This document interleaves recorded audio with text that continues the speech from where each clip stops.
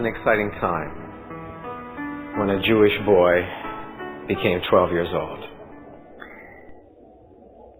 All of the family and the relatives, everyone was so proud of him.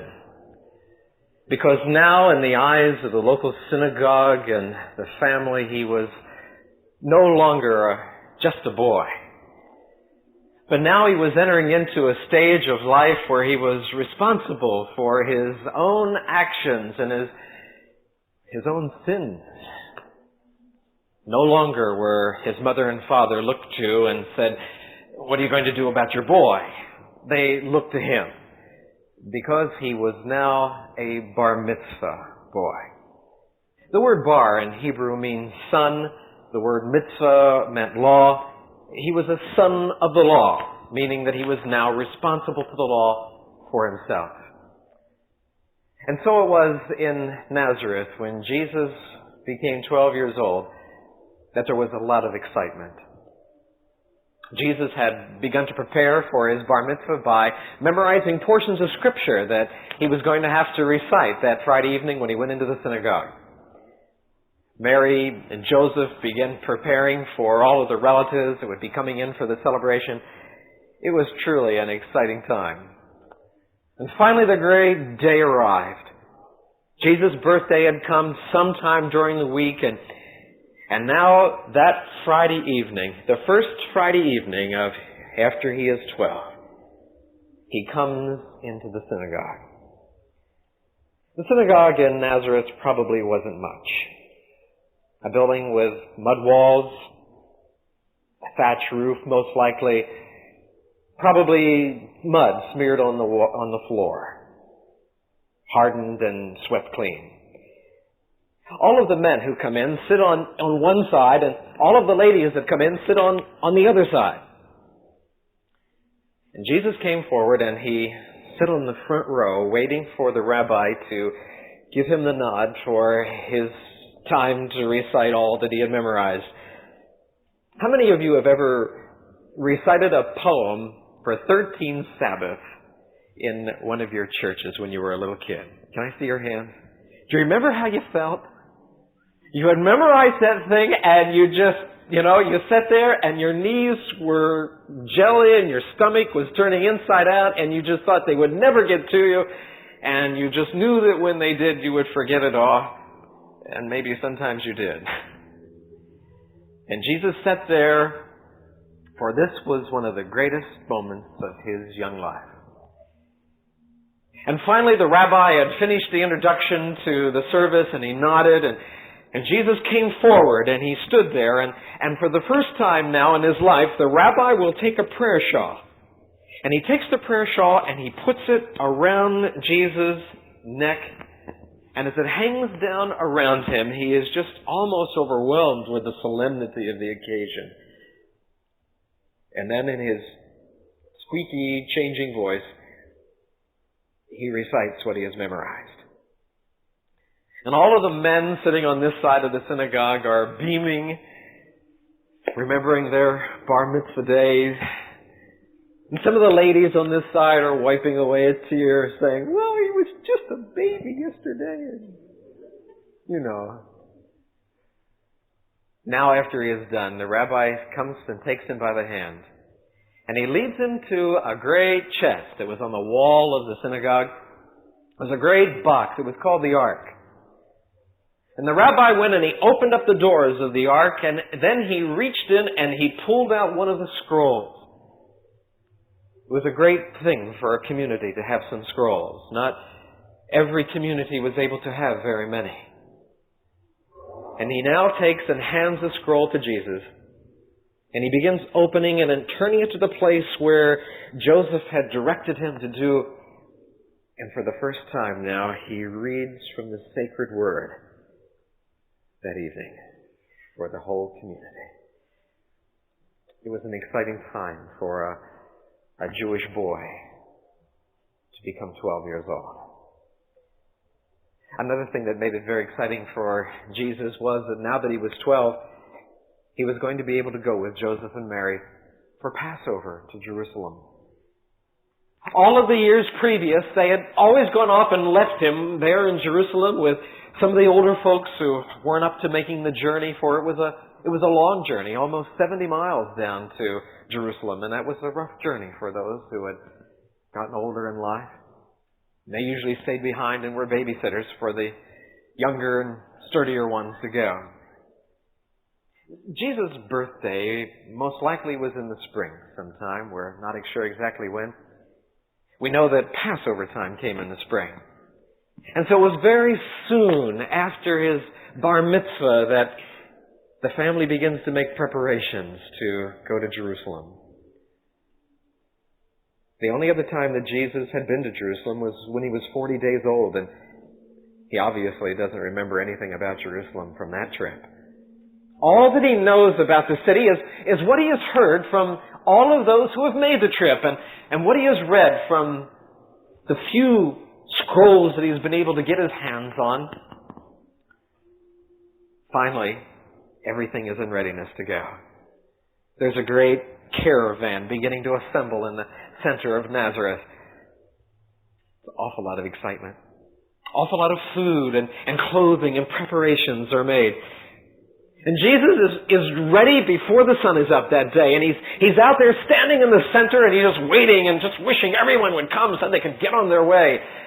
And how his heart thrilled, and it must have almost skipped a beat as the leader of the caravan finally gave the message that it was ready to go. It was an exciting trip down. It took several days. And all the old graybeards in the crowd seemed to delight in drawing all of the young Bar Mitzvah boys around them. And as they would move on their way to Jerusalem, they would pass a lot of historic places. They would pass places that Jesus had read about in the Old Testament. And as they would come past a certain little valley, why, one of the old graybeards would turn and he would say, "That's the brook where David slew Goliath." And all the young boys would look, and they wondered just exactly where along the brook David had picked up his stones. And then they would go a little farther, and if it was a clear day, as they were moving south, off to their right, they would look and they would be able to see Mount Carmel in the distance. The old men would thrill as they would talk about how Elijah stood on the mountain and called down fire. But perhaps some of the most exciting stories that the old men liked to tell were the stories about really why they were going to Jerusalem now for Passover. How Passover even came about. They like to tell about how Moses came into Pharaoh's court and he said, "Pharaoh, you've got to let my people go." And Pharaoh looked at him and he said, "Moses, you've got to be jesting. There is no way that I'm going to let your people..." I couldn't afford to let your people go. Well, they provide a tremendous labor force for us here in the country. Why, economically speaking, it would be a fiasco. Don't be foolish. Let your people go. Anyway, your people owe the Egyptian nation many more years of work. For you see, do you remember when the Israelites came under Joseph and Jacob? And do you remember, because that they were Joseph's relatives, that they didn't have to pay taxes? They had lived off the fat of the Egyptian land for years and had never paid taxes. And therefore, when a new Pharaoh came, it was only logical that they would be put into slavery. They owed a lot of back taxes. And he said, "We are not going to let your people go." And anyway, give me one good reason why. And Moses said, "Because the great I Am has said so." And he said, "The great I Am? I don't know any great I Am." Are you talking about a God? He says, "Listen, if you're talking about a God, we've got gods in Egypt. We've got the Nile, we've got Ra, the sun god, we've got Hagar, the frog god." He said, "If you want gods, we've got gods." And Moses said, "Yes, you do, but there is only one real God, and he is the I Am." And Pharaoh laughed, and he said, "Well, You go talk to your I am, but your people are going to stay here. And so it was the next morning that Pharaoh has now gone down to the River Nile for worship. Every morning he would go down with an entourage of priests and his special prayer garments and things that he would have on.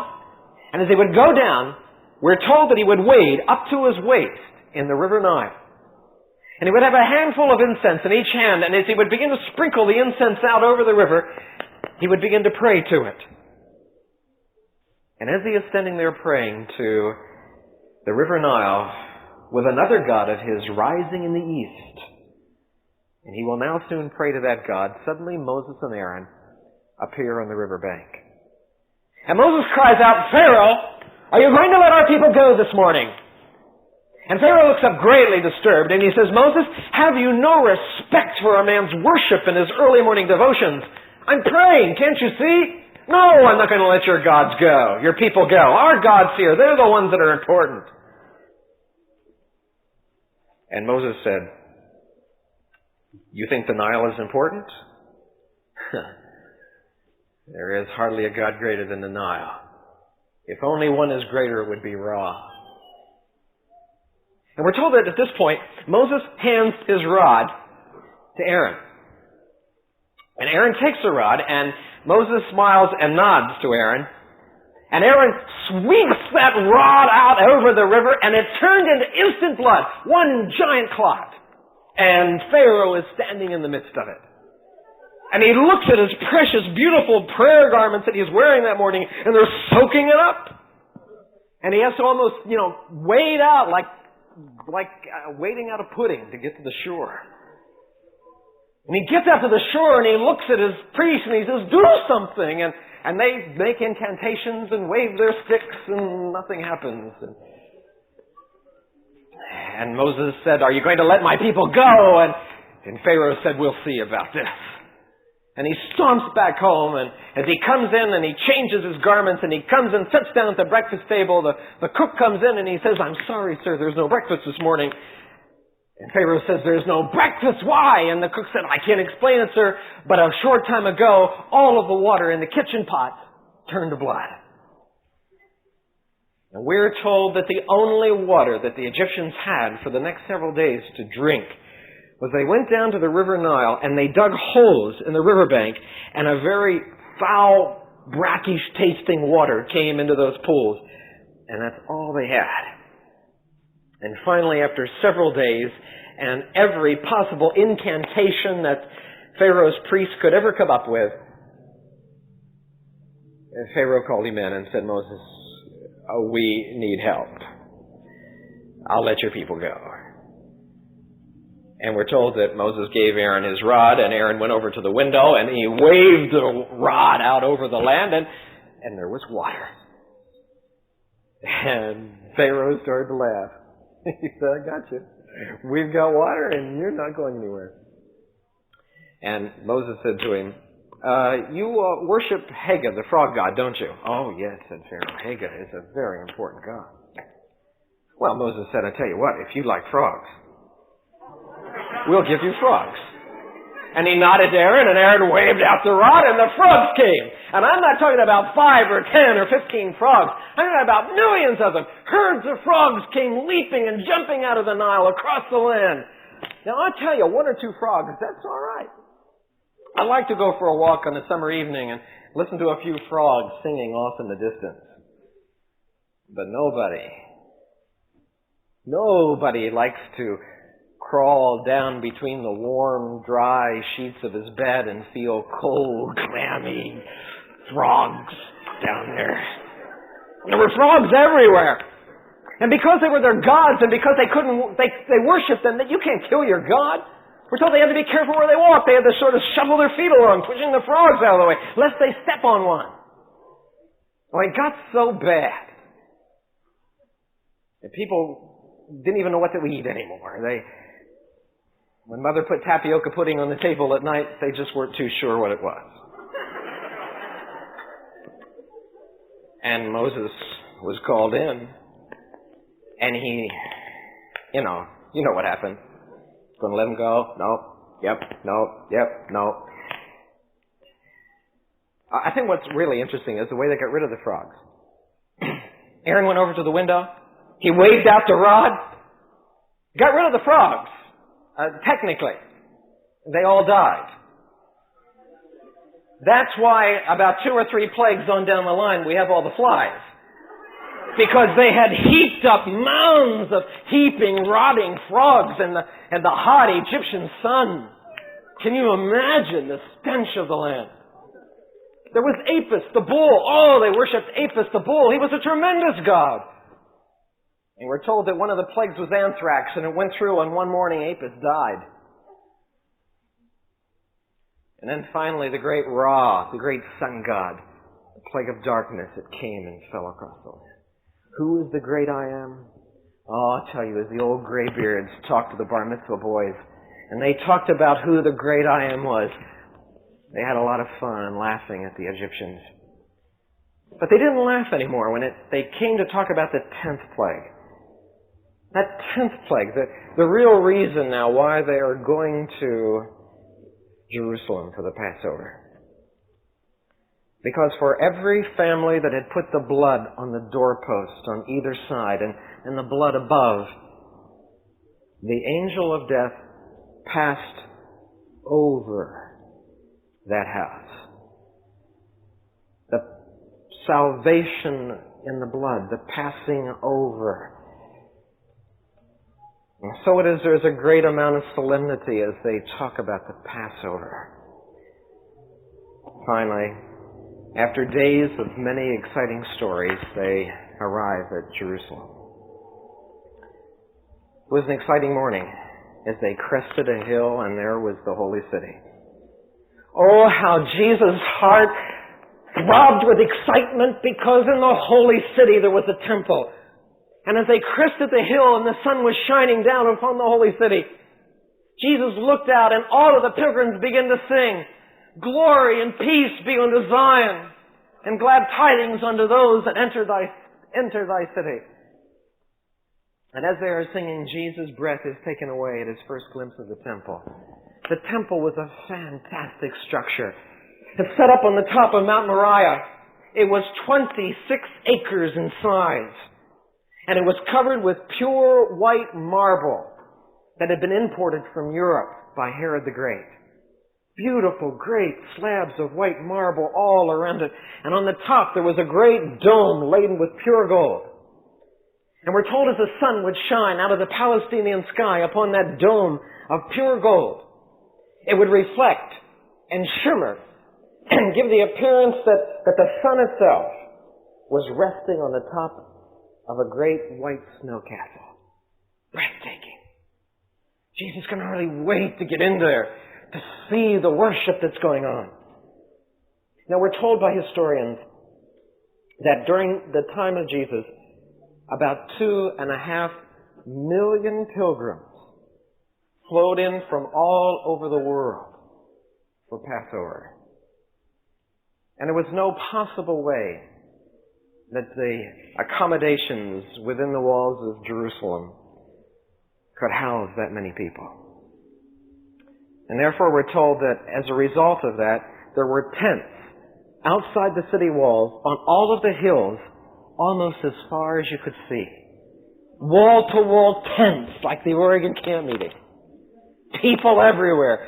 2.5 million of them. And so it is that Joseph and Mary find a place to pitch their tent outside the city. And Jesus hurries and he helps Joseph, and they get the stakes in and the ropes pulled and everything just right because he wants so badly to go in. And finally the tent is up. And Joseph takes him by the hand and he now leads him towards the city. As Joseph takes him into the city, Jesus' heart is beating as rapidly as possible. He sees and smells and hears new things.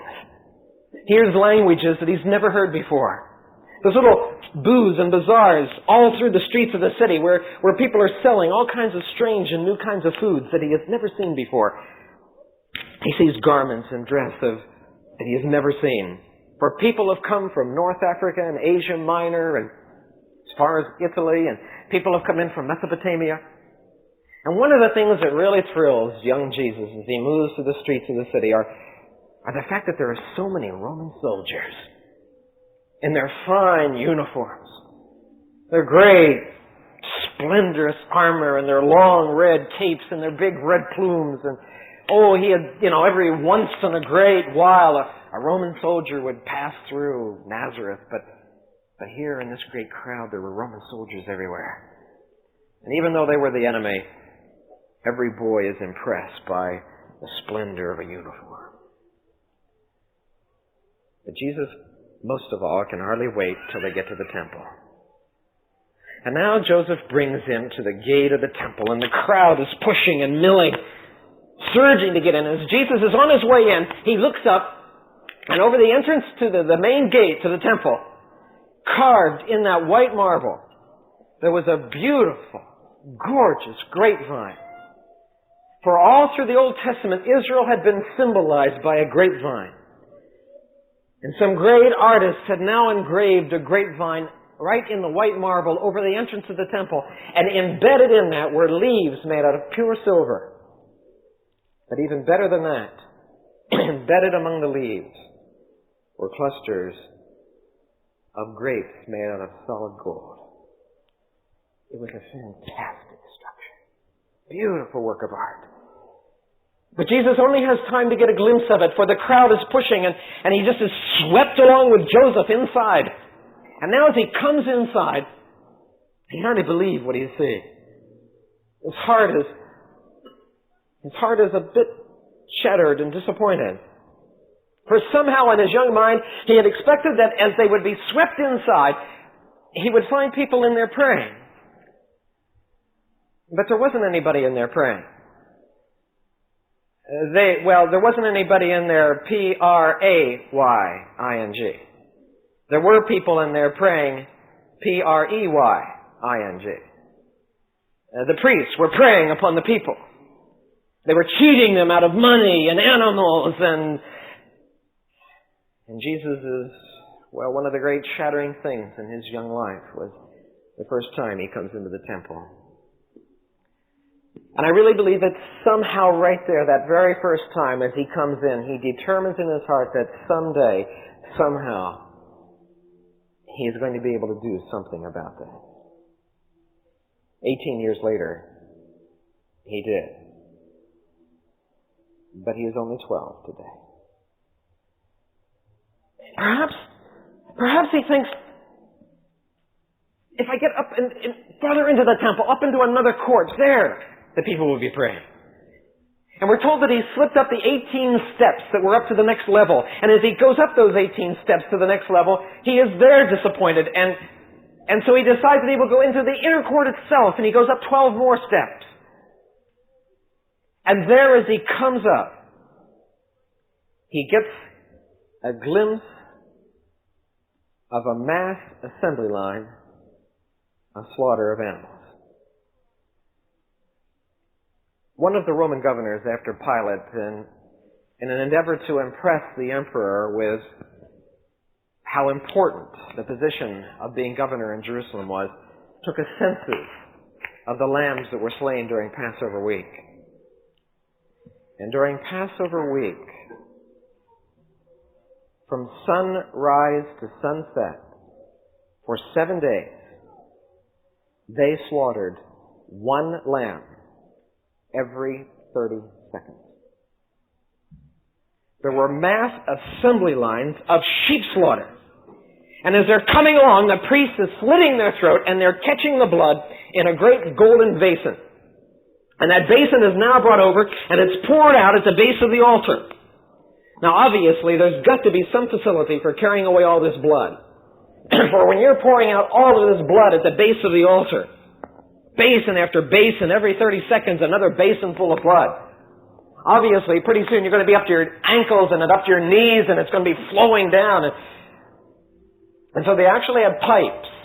They had plumbing that ran from the base of the temple under the streets of Jerusalem, and these great pipes dumped into the Kidron Brook. And historians tell us that during the Passover week, not only did the Kidron Brook run blood red, But as it dumped into the river Jordan, the entire Jordan turned blood red. And not only did the Jordan turn blood red, but we're told that the whole north end of the Dead Sea turned red during Passover week from the slaughter of so many lambs. Now, Jesus has never seen a lamb slaughtered before. They never sacrificed lambs in the synagogues, in the communities. They only sacrificed in the temple. It was the only place. And he is fascinated by it. As he comes forward, he stands there and he's transfixed as he watches the priest take a little animal and slit its throat. And he watches that little animal die. And he is mentally carried back through the pages of the Old Testament to the very beginning. And he begins to remember. And the Holy Spirit comes and impresses upon his life remembrances of the past. And he is now carried in his mind back to the very first sacrifice itself. He is standing outside the gates of the Garden of Eden with Adam and Eve. They have just come out. Adam, he's greatly confused. He has tried to cover his nakedness in some way, and he's very anxious to know if there is any way that they can ever go back. And Jesus said to him, Adam, I want you to call that lamb over there to come to you. Adam called, and the lamb came scurrying, for the animals had no fear of man. He said, Adam, now, you see that stream over there? I'd like you to go over there and take a sharp stone out of that flowing stream. Adam went over and picked a rock up out of the stream, had a sharpened edge on it from the water. And he said, now, Adam, I'd like you to hold that little animal's chin up like this, and I want you to rub that sharp stone back and forth across here. And so Adam does so. And then Adam gets a strange, puzzled expression on his face. And he said, Lord, what's that red stuff? And Jesus said, Adam, that's blood. Well, what does it do? Just watch. And Adam watched that red stain grow bigger and bigger on that pure white little chest. And he felt that little animal getting weaker and weaker in his arms. And finally it died. And Adam fell on the ground. Great heaving sobs began to come from his chest, his throat. And he held that bloody little lamb close to his chest, and he hugged it, and he said, Oh Lord, he said, is this the way? Is this what death really is? And Jesus said, oh yes, Adam. And he says, let me tell you, I'm going to have to die for you someday, just like that, so that you can go back into the garden. All of it comes back to Jesus now as he watches the lamb die on the altar. Now, I think one of the most poignant passages in the entire spirit of prophecy is we're told that Adam and Eve were walking along in a field one day, and they came across the first leaf that had fallen from a tree. And we're told that they knelt down around that leaf and they wept, because they began to realize even more the full significance of what they had done. What must it have been like for Eve that day that she walked into a field and she knelt down and she took the strong, young, handsome head of Abel on her lap and she pushed the bloody hair away from his forehead. Oh, what must it have been like? You know, we're told that when Adam died, he was happy. He was happy to die. You know, when God said that the wages of sin is death, that wasn't a curse. That was a blessing. Adam couldn't take any more. After 900 and some years of seeing his children and his grandchildren and his great-grandchildren getting more and more depraved and doing worse and worse things. We're told that Adam used to go to him and he used to beg with them and plead with them not to do those things and to change their life. And they used to point the finger of scorn at him and they'd say, "Who are you to tell us, old man? You're the one that started it all." And Adam would bow his head. He would turn and he would walk out. And he would want to die. It all comes back to Jesus. As he stands there, 12 years old, and he sees that lamb dying, it all comes back to him, the experience of the children of Israel in the wilderness. They were coming up around Edom, and they'd been murmuring and complaining as usual. And all of a sudden one morning, one of the ladies in the camp, she went down to the stream to get some water. And as she knelt down and she put her pot into the water, something happened to her that had never happened to anyone in the whole 40 years that they had been out there. For as she knelt down, something stuck out and latched itself onto her hand. And she looked and she screamed with terror as she saw a snake hanging onto her arm. And she screamed, and as she screamed and turned and began to run back into the camp, she discovers from other screaming that she is not the only victim. For children had gotten up that morning, and as they had crawled out of their beds and gone to put on their sandals, they had been bitten. There were snakes everywhere. A woman reached into the pot where she usually had manna, and she reached into the pot. Instead of manna, there was a snake. And all over the camp, people are dying. They're screaming, and it's horrible. There are scorpions and snakes everywhere. And by the way, God didn't produce those snakes. We're told that the snakes and the scorpions had always been there. It's just that they had been protected from them. The snakes and the scorpions, they're out there. The sting of sin is out there. But if we're in Jesus, He'll protect us from it. But they had murmured and they had complained their way out of His protection. And the people come running to Moses and they said, "Oh, Moses, we have sinned, we have greatly sinned." And Moses fell before the Lord, and the Lord directed him what to do. And they made that brass snake. And they made that great brass snake, and they held it up in the camp. And everyone who would look, just look. All they had to do was look. And they would be made well, instantly well. We're told that people came with their dying. And they were so close to death that they didn't even have the strength to turn and look. And people came and they took their swollen, puffy eyes and they pried the eyelids open just so that victim might get a glimpse of the cross. And up there on that cross was that snake. And all they had to do was see. And they were made well. You know, there's one sentence in Patriarchs and Prophets I can hardly believe. There were some people in the group who were so bitter about the experience that they refused to look. And they died because they would not look. And the meaning of this all comes to Jesus now as He sees the Lamb die. He talks to Nicodemus about it 18 years later.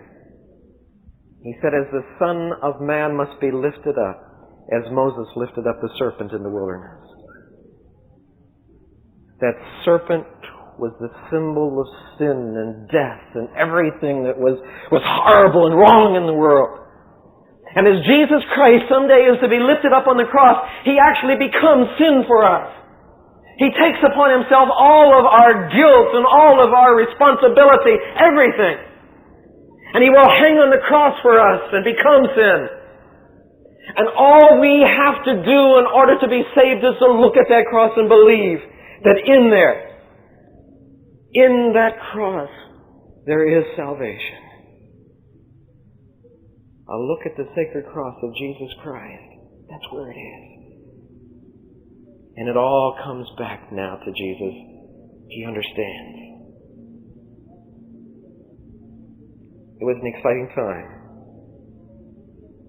for a boy to be a Bar Mitzvah boy. But I'll tell you something else about Jesus as He stood there. He understood now all the passages that he had studied with Mary and Joseph about about the lamb. And he understood that that lamb that was dying there in the priest's hands, that was him. And I want to tell you something. The last thing in the world a 12-year-old boy wants to think about is dying. When you're 12, you're just beginning to learn who you are and understand what your gifts and capabilities are, and what you might do and be in life someday. But this 12-year-old boy stands there and he watches that lamb die. And he realizes with a tremendous impact that he has come to this world to die like that for us. And I'll tell you something that really moves me. We're told that as he looked at that lamb dying, that not only did he see back, but the Holy Spirit gave him a vision forward. And he saw us. And he saw us here, the ones that are in this tent tonight. And that 12-year-old boy stood there in that court amidst of milling throngs of people moving around him. And we're told that he made a commitment to his Father. And he said, "My Father, if this is what is required, this we will do." Now, I want to tell you it's a moving thing for a 33-year-old Jesus to die for us on the cross. But may I also say this, by the time you're 33, you've seen a lot of life, and maybe checking out isn't that bad.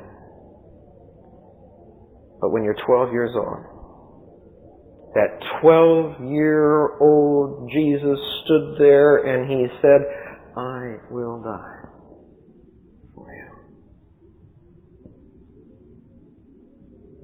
I don't know how that hits you, but that moves me. That a 12-year-old boy would die for me. Finally, the Passover is over. It's gone. Joseph and Mary pack all their camping gear, load it up on their animal, and the caravan moves north. They're not greatly concerned about the fact that Jesus is not with them. He's a good boy. He is known for helping some of the older ones in the group. They aren't really concerned about him until that night. And that night when they make camp and he never shows up, then Joseph really becomes concerned. And can't you see him in the darkness of the night moving from campfire to campfire? Have you seen Jesus? Is Jesus with you? Has Jesus been traveling with you today? Has he been with you? Everyone shakes their head. And as he goes from campfire to campfire, there's a growing fear in his heart that in a moment of carelessness, that which they had to flee to Egypt for 12 years before, they had to flee to save his life once. Now in a moment of carelessness, have they lost him? Has some horrible, treacherous plan gotten to him? I doubt if they slept that night.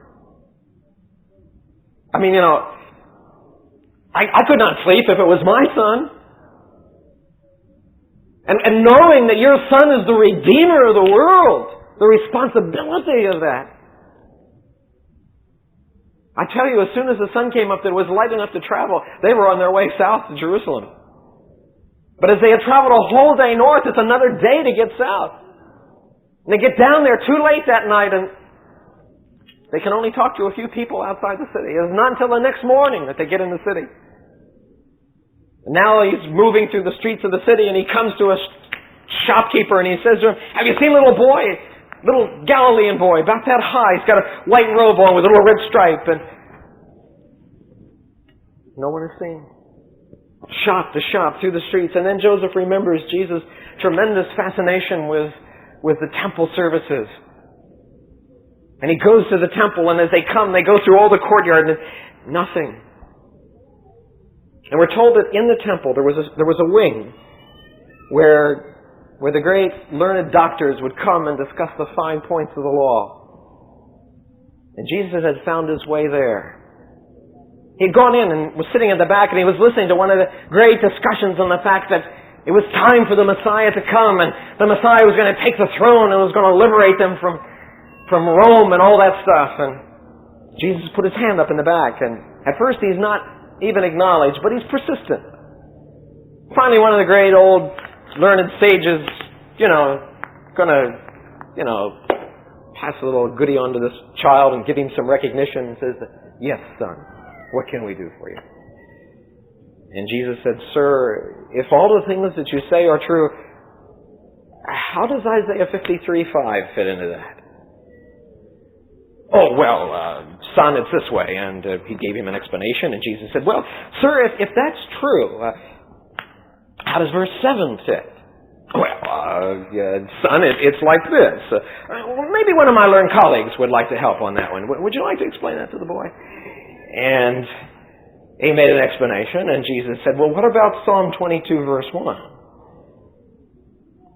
And we're told that all of the attention now is focused. And these great men, they're astounded by the concepts that he has of Scripture, and they're learning new things. But, they can't let on they're learning new things. They're PhDs. Just a kid.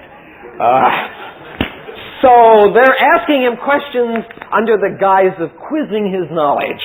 And they're learning things hand over fist. And by the way, we're told that 18 years later, when he did cleanse the temple, they remembered him. They knew who he was. And we're told that Jesus planted enough seed in that room that day that if they had followed up on the seed that he had planted 18 years later, all of Israel would have been ready to accept him as the Messiah. He had laid the groundwork and they had rejected it already when he was 12. Can't you see Joseph and Mary coming down the hall? Can't you see him hear that voice? Every parent knows the voice of their child. I've got 2 boys. And I tell you, I have my office at the church, and our school is at the church in Des Moines. And sometimes I'll walk out in the hall while the children are out at recess. And I want to tell you, above all of the sounds of the children laughing and shouting and screaming and crying, I know the sound of one of my boys out there when they yell or holler. Oh, how their heart must have leaped for joy as they heard his voice. They come to the door and they stop and they can't believe what they see. And finally they can't contain it anymore and Mary cries out, "Jesus!" And he comes, and as he steps outside, she throws her arms around him and she says to him, "Oh, Jesus, why have you done this thing to us?" Isn't that something? Isn't it something how we as sinful human beings, we never want to take the responsibility for our own problems. Did you ever get in trouble at the academy? It's never your fault, right?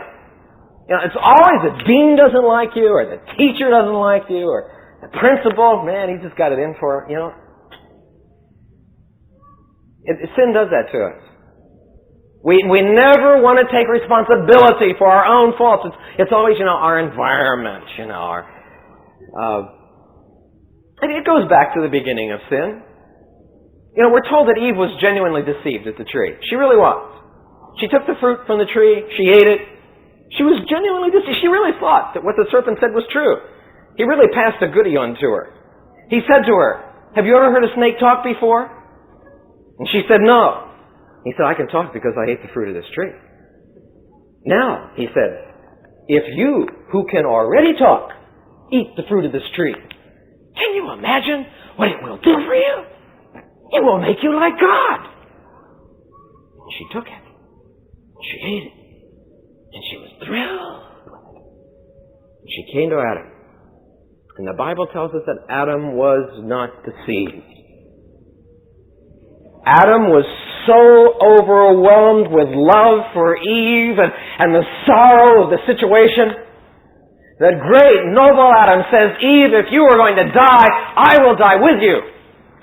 And we're told that he reached out and he took the fruit and he deliberately ate it.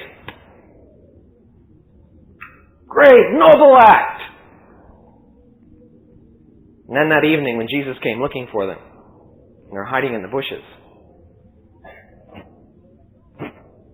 Jesus said, "What are you hiding in the bushes for?" And he says, "Because we don't have any clothes on." And he said, "Who told you you don't have any clothes on? Did you eat the fruit of the tree?" And Adam says, remember, great, noble, magnanimous, Adam, I'm going to die with you. Lord, that woman you gave me, she made me do it. And the Lord said, Eve, is that right? And Eve said, Lord, that snake you made, he made me do it. And I'm sure if the Lord had quizzed the snake would have said, Lord, the devil made me do it. And if the Lord had quizzed the devil would have said, Lord, you made me do it. Because that has been the crux of the whole great controversy, is that Lucifer has tried to blame sin on God. Lucifer has tried to say that God has made a law that cannot be kept. And when it's broken, when it's disobeyed, God then enjoys punishing His creatures when they break it. And God has tried to say to us, no, that's not true. That's wrong. And the whole heart and crux of the great controversy has been, who has been responsible for sin? No one wants to take responsibility. Mary said, why did you do this to me? Jesus doesn't pay any attention to it. He merely says, don't you understand that I must be about my Father's business? I really think that Joseph knew and understood entirely what Jesus said. But don't you ever forget this. Even though Joseph is not Jesus' flesh and blood father, he is his father.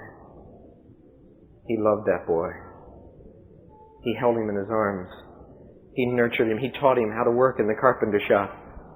They labored together. They walked together. They played ball together. And Joseph must have fallen down and thrown his arms around him and said, oh, Jesus, I love you. Come home. Please come home with us. And so it is that Jesus goes home with Joseph and Mary.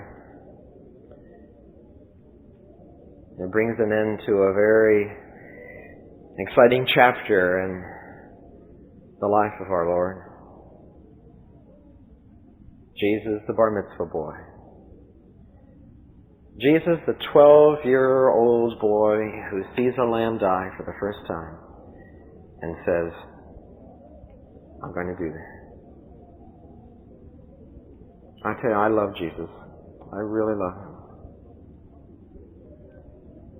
He means more to me than anything tonight. And I hope you love Him too. Each night, for the rest of this week, we're going to move with Jesus through His life. We're going to skip 18 years, and tomorrow night we're going to go to His baptism and His wilderness fast for 40 days. Horrendous experience. We're going to move with Him step by step, and finally we'll go in the Garden of Gethsemane with Him, and finally we'll walk gloriously with Him on the road to Emmaus with Cleopas and his companion. I hope that this week all of us can learn to love Jesus more as we study His life. You know, the more we know about Jesus, the more you have to love Him. You just can't help yourself. And there's so much to know about Him, so much to learn. So, we are so rich. We have our Gospels and the Desire of Ages and so much material. We are the luckiest people in the world. We have so much about Jesus. I have made a sort of an unwritten or unspoken or something goal in my life. But that is that every day I try my best to learn one new fact about Jesus that I didn't know before. And I want to tell you something that's really exciting is I don't have any trouble doing it. We have so rich a supply of material about Him that it is an easy thing to store one new fact about Jesus away in your life each day. And I hope that for this next camp meeting here, the whole time, you can come and we can talk about Jesus and we can store some things away about Him. New things, old things, things I hope you'll never forget. Do you love Jesus tonight? You love that 33-year-old Jesus who died for you? How about that 12-year-old boy? Don't you love him too? I'm not the world's greatest singer, but I have a song that I love to sing. And I wonder if you'd help me out and sing it with me. My Jesus, I love thee. I know thou art mine. For thee all the follies of sin I resign. My gracious Redeemer, my Savior art thou. If ever I love thee, my Jesus is now. Our loving Father, did you hear it? We sang that we love Jesus. Oh Lord, we really do. And we love you too, because you sent him to us and shared him. Oh Lord, we sang all the follies of sin we resign. Lord, we really meant that. That wasn't just the words of a song. We really, really want to resign all the follies of sin and let Jesus reign supreme in our lives. Oh Lord, we thank you tonight for Jesus. We thank you for the baby Jesus, for the 12-year-old Bar Mitzvah boy, for the teenage Jesus who suffered all of the temptations and we suffer. For the man Jesus, we love him. And we ask you tonight to help us to be more like him. In thy name we pray. You have been listening to another special American Christian Ministries presentation. This recording has been digitally reprocessed from the original audio cassette or reel-to-reel in order to make this CD available. The audio quality was improved as much as possible. International copyright, American Christian Ministries. All rights reserved. To order a copy of this or other presentations, or for a free catalog, please call toll-free 800-233-4450. International calls dial 717-652-7000. You may also order from our secure website at www.americanchristianministries.org. There you would discover the largest selection of authentic Adventist preaching available. If American Christian Ministries has been a blessing to you, why not take a moment just now and send us a note or an email with your testimony? We'll share it with our speakers and volunteer workers to encourage them. Your prayers and continued financial support are very important to ensure the continuation of this ministry as we help prepare America and the world to meet Jesus Christ. He's coming soon.